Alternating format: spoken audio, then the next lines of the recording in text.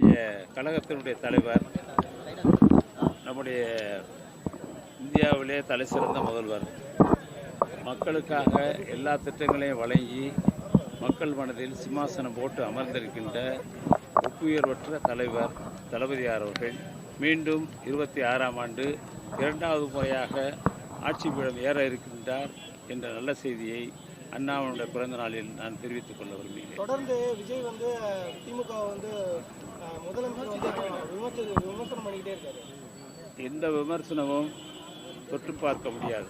காரணம், தன்னுடைய கடந்த 4 ஆண்டு காலத்தில் எல்லா மக்களுக்கும், எல்லா தரப்பு மக்களுக்கும், அடித்தட்டில் இருக்கிற மக்கள், நடுத்தர மக்கள், எல்லா தட்டில் இருக்கின்ற மக்கள், வணிகர்கள், வியாபாரிகள், தொழில் செய்யக்கூடியவர்கள் அத்தனை பேருக்கும் எண்ணற்ற திட்டங்களை தந்து தொழில்துறையிலே மட்டுமல்லாமல் எல்லா துறையிலும் இன்றைக்கு தமிழகம் முதல் மாநிலமாக விளங்குகிறது என்பதை நீங்கள் நன்றாக அறிவீர்கள்.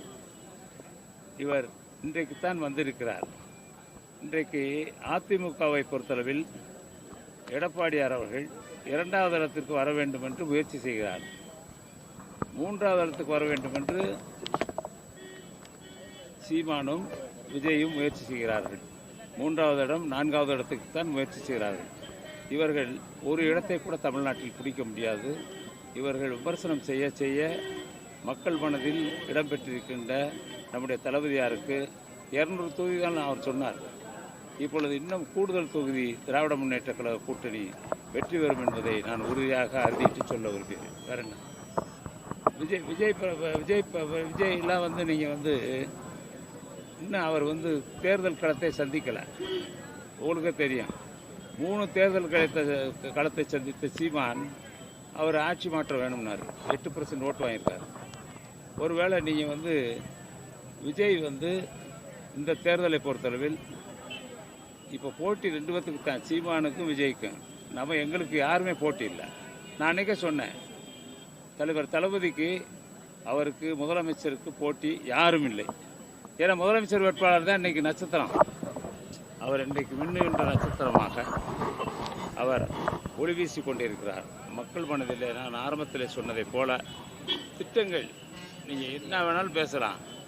வாக்குச்சாவடிக்கு போனால் ஒரு வீட்டில் இருக்கக்கூடிய அப்பா பயன்பெறுகிறார் முதியோர் உதவித்தொகை, அம்மா முதியோர் உதவித்தொகை, மகளிர் உரிமைத் தொகை மாதம் 1000, குழந்தைகள் 2 பேரும் தமிழ் புதல்வர் திட்டம் 1000, அது மாதிரி புதுமை பெண் திட்டம் 1000. இது போக எண்ணற்ற திட்டங்கள், சலுகைகள், கணவனால் கைவிடப்பட்டவர்கள், அது மட்டும் இல்லாமல் எல்லா துறையிலும் ஆதரவற்ற விதவைகள், இது போக ஊனமுற்றோர்கள், எந்த தரப்பும் அனைத்து தரப்பு வாக்குகளும் மொத்தமாக குவியும். நான் கொஞ்சம் மிகைப்படுத்தி சொல்ல விரும்பவில்லை.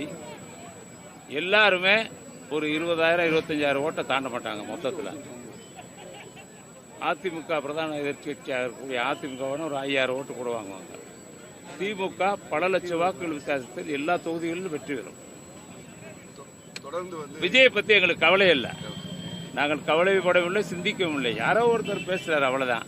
இன்னைக்கு வருவார். அதாவது சினிமாவில் சினிமா போய் பார்க்க போகிறாங்க, பார்த்துட்டு போயிட்டா வெளியே போனால் மறந்துட்டு போயிடும், அவ்வளோதான். ஏதோ பொழுதுபோக்கு போகிறாங்க, பொழுதுபோக்கு பார்க்க விஜயை பார்க்கிறார்கள். சினிமாவிலே பார்த்தமே நேரம் பார்க்கலாம்னு போகிறாங்க பாதி பேர், அவ்வளோதான். ஆனால் நேற்று வாக்குறுதியெல்லாம் நிறைவேற்றப்படல. ஏங்க வாக்குறுதி உங்களுக்கு தெரியும். நேற்று வெள்ளை அறிக்கை விட்டுருக்காரு. எத்தனை வாக்குறுதியை நிறைவேற்றிருக்கோம்னா, சொல்லாத வாக்குறுதி நிறைவேற்றோம். இப்போ காலை உணவு திட்டம்னு நாங்கள் சொல்லலை. அதே மாதிரி பேருந்துகளில் மகளிர் பெண்கள் எல்லாம் இலவசமாக பயணம் செய்யலாம் என்பதும் நாங்கள் அறிவிக்காத வாக்குறுதி. எல்லாமே கொடுக்குறோம்ல. உங்களுக்கு மகளிர் உரிமை தொகை இப்போ கொடுக்க போகிறோம். இன்னும் 10 நாளில் விடுபட்டு போனவர்களுக்கு கூட மகளிர் உரிமை தொகை வந்துவிடும். ஆக நான் வாக்குறுதி திட்டங்களை பற்றி பேசினால் எங்களிடத்தில் எல்லோரும் டெபாசிட் எழுந்து விடுவார்கள்.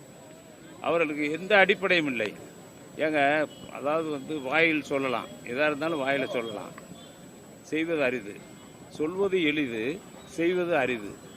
ஆனால் சொல்வதையும் செய்து சொல்லாதையும் செய்து அரிதாக இந்தியாவிலே தலை சிறந்த முதல்வராக இன்னைக்கு மிளிர்கிறார் நம் தளபதி. அவருக்கு ஒப்பீடு யாரும் இல்லை. தேர்தல் களத்திலே ஒப்பீடு யாரும் இல்லை. அவர் வரும். வணக்கம், இது தமிழ் பவர் நியூஸ். சப்ஸ்கிரைப் பண்ணுங்கள், ஷேர் பண்ணுங்கள், கமெண்ட் பண்ணுங்கள். நன்றி, வணக்கம்.